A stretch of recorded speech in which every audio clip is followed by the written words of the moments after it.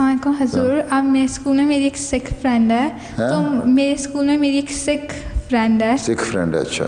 تو مجھ سے پوچھ رہی تھی کہ آپ کی جماعت میں کوئی مرتد کیسے ہو سکتا ہے, لائک جماعت میں کوئی مرتد کیسے ہوتا ہے, لائک مرتد لائک جماعت سے نکالتے کیسے, مرتد کیسے ہوتا ہے؟ جماعت سے نکالا جائے تو مرتد نہیں ہوتا, اس کو تو اخراج کیا جاتا ہے. اخراج میرا مطلب بتاتا ہوں نا, پھر تم گھبراؤ نا, میں تمہیں بات بتانے لگوں. ابھی مرتد وہ ہوتا ہے جو خود جماعت کو چھوڑے, ٹھیک ہے. مرتد وہ ہوتا ہے جو جماعت کو چھوڑے. ارتداد کا مطلب یہ ہوتا ہے چھوڑنا, رد کر دینا, ٹھیک ہے. اس کو مرتد کہتے ہیں کہ اس نے چھوڑ دیا, جماعت کو رد کر دیا, میں نہیں مانتا, ٹھیک. اور ایک ہوتا ہے جس کو اخراج, اگر کسی نے کسی کے حق نہیں دیا, خامد نے بیوی کا حق نہیں دیا, کا کورٹ نے فیصلہ کیا, قضا نے فیصلہ کیا نہیں دیا, یا کسی نے کسی کو مارا, کسی کے رائٹس جو ہیں وہ چھین لیے, یا کسی بھی طرح کسی بھی قسم کا ظلم کیا, یا جماعت کے نظام کی خلاف ورزی کی, تو اس کو جماعت پھر تھوڑی سی سزا کے لیے, بتانے کے لیے کہ تم نے غلط کام کیا, تھوڑی سزا دیتی ہے, اس کو اخراج کہتے ہیں.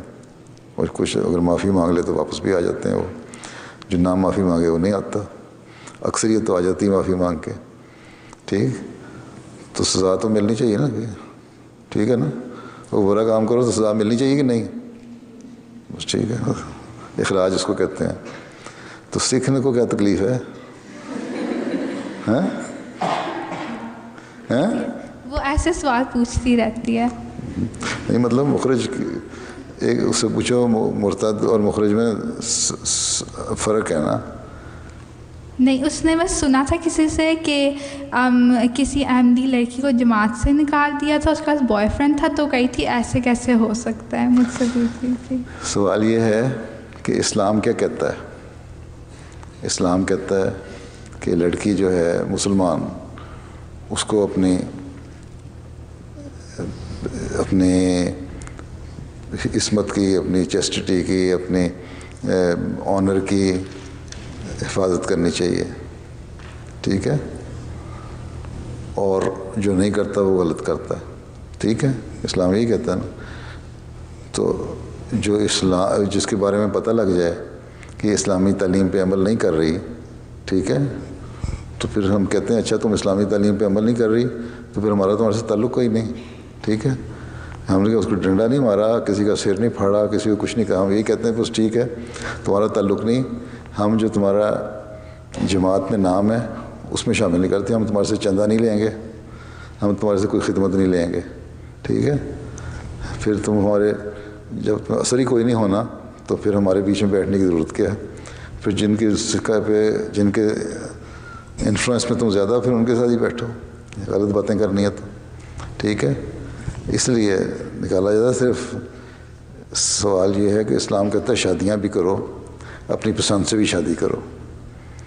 حضرت صلی اللہ علیہ وسلم نے بھی فرمایا کہ ٹھیک ہے لڑکا اور لڑکی کی پسند ہونی چاہیے شادی کرنے کے لیے, لیکن جو اس کی ایک طریقہ ہے صحیح, اس پہ چلنا چاہیے, ٹھیک ہے.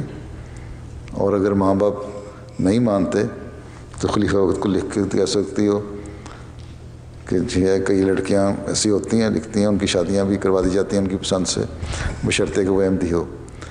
لیکن ایک شخص, تم کسی بھی جگہ چلی جاؤ, تم اسکول میں ہو, کسی کالج میں ہو, ان کے اپنے رولز اینڈ ریگولیشن ہیں, بلکہ کسی کلب میں بھی ہو, اس کے اپنے رولز اینڈ ریگولیشنز ہیں. جب ان کو تم توڑتے ہو تو وہ تمہیں باہر کر دیتے ہیں, ٹھیک ہے نا. تو جماعت کے بھی رولز اینڈ ریگولیشن ہیں, ان کے اندر رہنا چاہیے. اور رولز اینڈ ریگولیشن کیا ہیں؟ اللہ تعالیٰ کے حکم. تم لوگ جو احمدی وقفے نو لڑکیاں ہو, تم لوگوں کو چاہیے کہ دینی علم زیادہ بڑھاؤ تاکہ اس قسم کے سوالوں کے جواب جو نئے نئے اٹھتے ہیں نا خود دیا کرو. میں نے اسے جلسے کی انویٹیشن دی تھی. کیا ہے؟ میں نے اسے جلسے کی انویٹیشن دی تھی. پھر آئی تھی؟ اب نہیں, اس نے آنا تھا لیکن اس کے ماں باپ نے منع کر دیا. چلو اچھا ہوا.